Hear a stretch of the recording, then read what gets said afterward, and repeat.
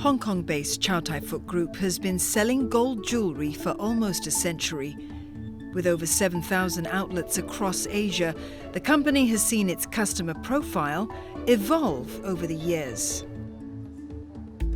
Currently, around 30 to 40% of our customer based in Southeast Asia falls within the age bucket of below 40 years old. And some of our collections, the latest collections, also contributes to 44% of the overall retail sales value in overseas. In China, that latest collections, more than 50% of the members buying the Hua collections under 35 years old. China is the largest single market for gold. Gold consumption in the first half of 2023 surged over 16%.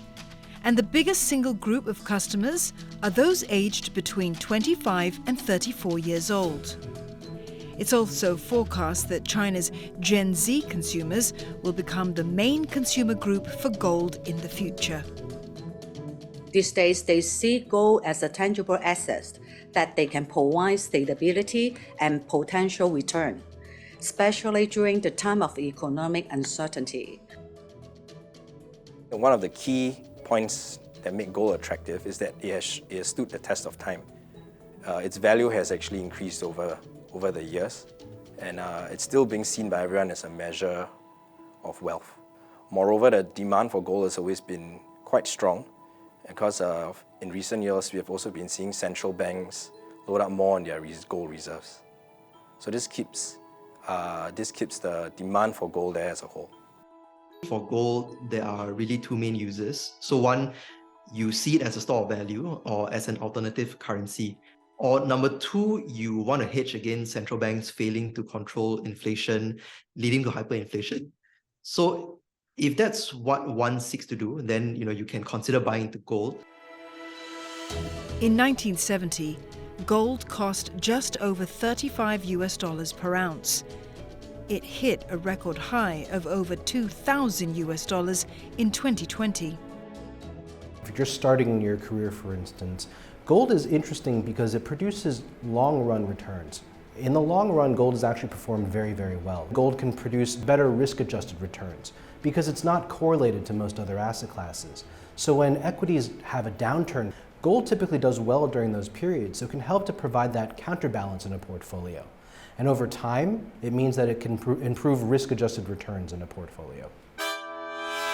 And this long-term view is why experts say gold can be a good addition to a diversified portfolio for a young investor.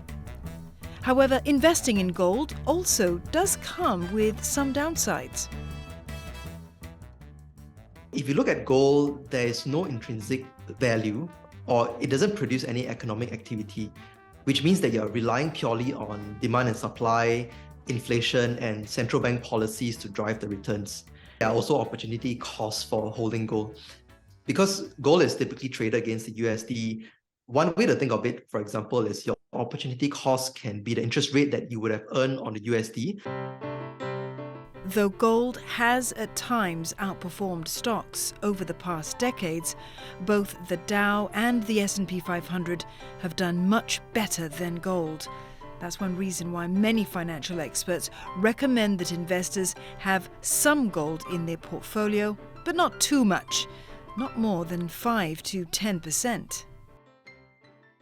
If you wish to buy into gold, what I would suggest is you want to think of it as an insurance against these catastrophic events, and that should only form a small part of your portfolio rather than the main plan. The main bulk of your portfolios, if you're really investing important monies, should still be in a globally diversified portfolio of equities and bonds. And that's really because that has a higher reliability of returns, there's an economic driver behind it.